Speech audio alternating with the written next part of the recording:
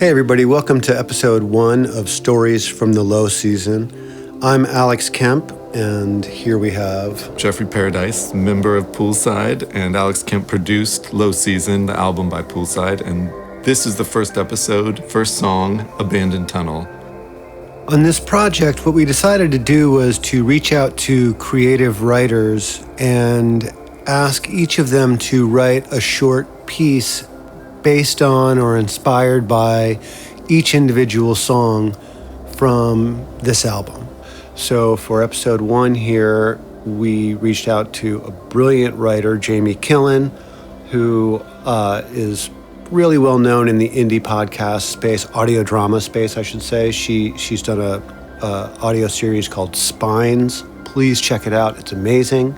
Also one called Mirrors, and a few others. She has more stuff coming. The story about Abandoned Tunnel is a real nail biter. It's really dramatic and really compelling, and honestly, I was on the edge of my seat the whole time. Like, the sound design on it is amazing as well, I must say. So yeah, this is a new idea, a new concept of the audio drama based around an album, and yeah, Alex's idea over here, and this one is a really, really epic start off. Cool. So just so you know, what you're about to hear is a audio drama written by Jamie Killen, and in the background you'll hear the song Abandoned Tunnel, which inspired the story, remixed and reworked as kind of a moody score that happens underneath the piece. We hope you enjoy it, and we'll see you next episode.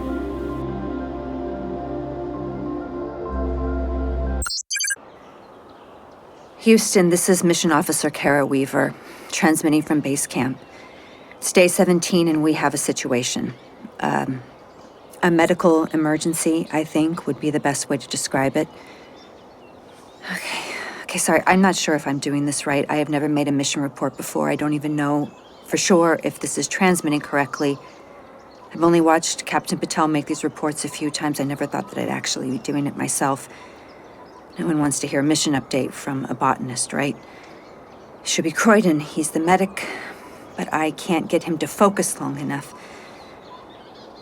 Right, I should list the symptoms, shouldn't I? Every crew member, aside from myself, is experiencing disorientation, confusion, I guess you'd say auditory hallucinations.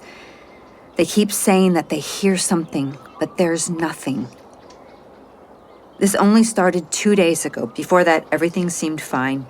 We made landfall on the northern continent just like we planned. We found a nice flat plateau. We set up camp, started the exploration. We didn't find any signs of intelligent life, but there are plenty of small mammals, insects, reptiles. We're in a big open field surrounded by hills, so we have a good line of sight all around, easy to see if anything's coming towards us, but it was all fine. I'm still not exactly sure what happened. I went out on a day-long trip to collect samples, and when I came back, everyone was acting strangely. Wandering around the camp, staring off into space, not responding when I asked a question. At first, I just tried waiting for it to clear up, whatever it was, but they kept getting worse, so I ran as many tests as I could. It's less than a doctor would do, obviously, but I did my best. I've figured out how it started. It's the water, somehow. They got water from a pool near the camp. We found it 3 days in. It's a spring in this little grotto at the base of one of the hills. We all talked about how beautiful it was when we first saw it.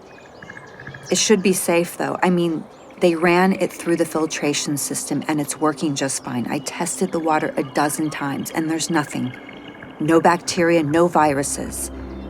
That filter should be able to catch anything, but there's something there. It has to be the water. It's the only thing that makes sense. Okay, right now I'm focused on keeping them from wandering off. None of their symptoms seem to be life-threatening, but they keep drifting away from base camp. They keep saying that they're trying to find the source of this sound, whatever it is. They're all sick, obviously. Some are worse than others. I'd say that Captain Patel is the worst, along with Zhang and Voyov. Those three have pretty much stopped responding at all when I talked to them. The least affected at this point are Paredes and Schmidt. I don't know why. Maybe they drank less of the water or they drink it later. I can't. I'm getting tired. It's been 2 days. I've gotten a nap here and there, but I can only stay awake for so long, and I don't know how to keep them from walking off. I can tie them up, maybe, but there's 11 of them and one of me, so I don't know. I don't know what to do. I know no one can really help. I mean, this transmission won't even get there for a year, and the response won't get back for a year after that, and I just don't know what else to do.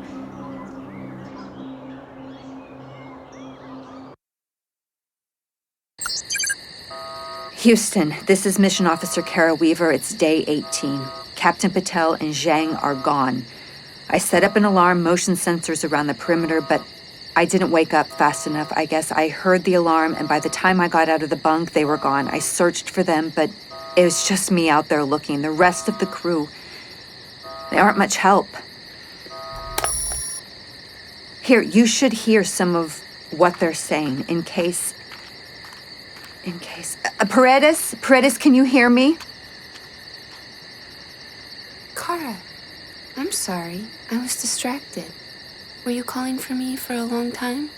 No. Are you sure? Because I thought I heard your voice getting caught in the moonlight. But both moons are down now. Paredes, can you tell me where the captain went? No. You didn't see them go? Oh, I know where they went. I just can't tell you. It's like when you can see something across a table, but you can't reach it. I'm sorry, Kara. I know you're frustrated. I can hear it, but I can't explain it to you. Not when we aren't in the same place. I wish I could. It's okay, Paredes. It's not your fault. Why don't you go check on the others? Houston, whoever's listening back home, that is what we're dealing with. At least they don't seem to be physically sick, but the mental symptoms are getting worse, and I don't know what to do for them.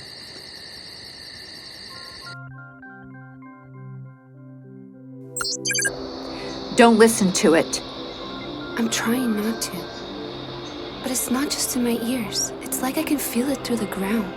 What does it say? Follow me. Well, don't. I'm trying, but it's hard.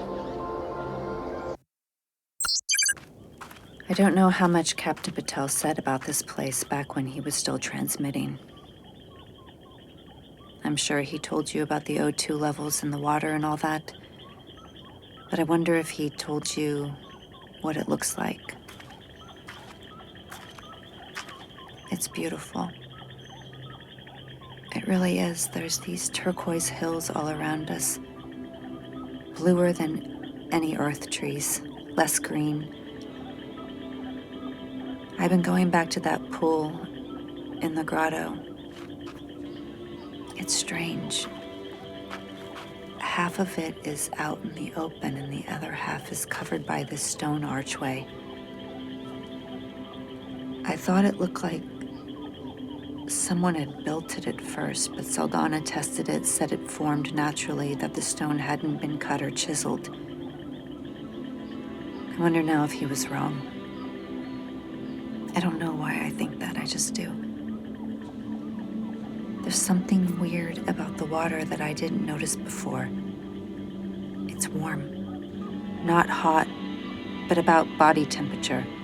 But here's the thing, there's no hot spring. I scanned it, and there's nothing that should be warming up the water. No vents or geysers or geological activity. Paredes says it's alive. She also says the rest of the crew is still here, still alive. I hope she's right. I've canvassed the hills as much as I can, and I haven't found them. That's almost encouraging. If they just wandered off and one of them, I don't know, fell into a valley and broke their neck, they should be easy to find. But there's no trace of them, and I don't know if that's worse, that they're deliberately hiding from me. I don't think it's a bad thing, Kara. Of course it's a bad thing. It's telling you to wander off into the wilderness on an alien planet where you don't know how to survive. It won't let anything bad happen to me. You don't know that. You could come with me. Stop saying that. Stop talking about running off. Just stop, okay? I'm sorry. Don't be scared, Kara, please.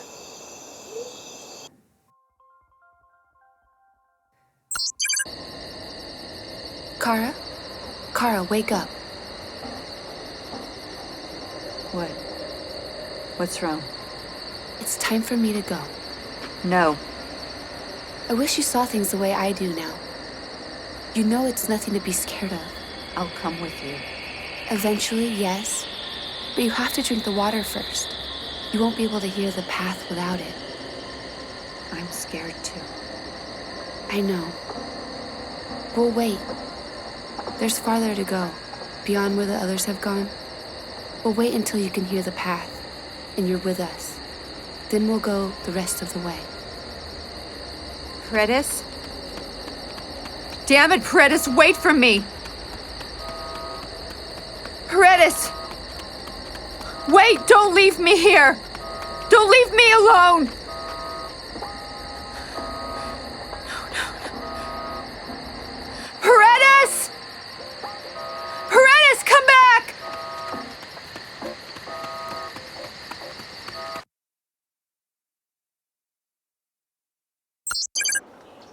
Houston, it's Kara Weaver. It's day 45. I'm not really alone. I can see them in the trees. They're waiting. Just like Paredes said they would. They won't talk to me. I'm running out of bottled water. The filtration system still works. I could get it from the river a mile away, but I don't know. I don't know if I want to. I think... I don't know. I'm thinking about the pool. I shouldn't, I know that, but I can't remember why I shouldn't anymore. I'm not gonna get rescued, right? So... I mean, why not? I feel like when this started, I had good reasons not to do it, but that was before Paredes left me alone. I don't know. I can't decide.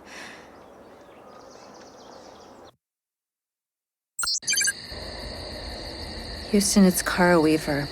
It's day 50. I drank from the pool. In the end, I didn't even filter it. I just woke up in the middle of the night and I walked out there and I saw both of the moons reflected on the surface at the same time, and I just drank before I had a chance to think about it. I've been hearing it for 2 days now. Just like Paredes said, I don't know how to describe it. It's not music. It's not a song. It's the path. I know that. But I don't know how to explain. I see them. Paredes and Zhang and Nelson and all the others, they're waiting near the path. They're watching me. It's time for me to go. Paredes was right. I don't need to be scared. Whatever happens now, it's not bad. You probably won't see us again. Not unless you drink too. I'm going now, Houston. This is Mission Specialist Kara Weaver, signing off.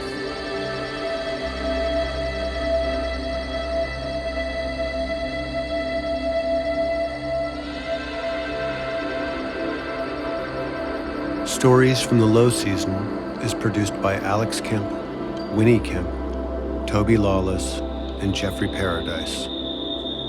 Recorded and mixed at Wolf at the Door Studios in Venice, California. Into the Hills was written by Jamie Killen, inspired by the song Abandoned Tunnel by Poolside. Jennifer Christopher plays Cara Wu, and Ashley Dawn Bird as Paredes. Thanks for listening.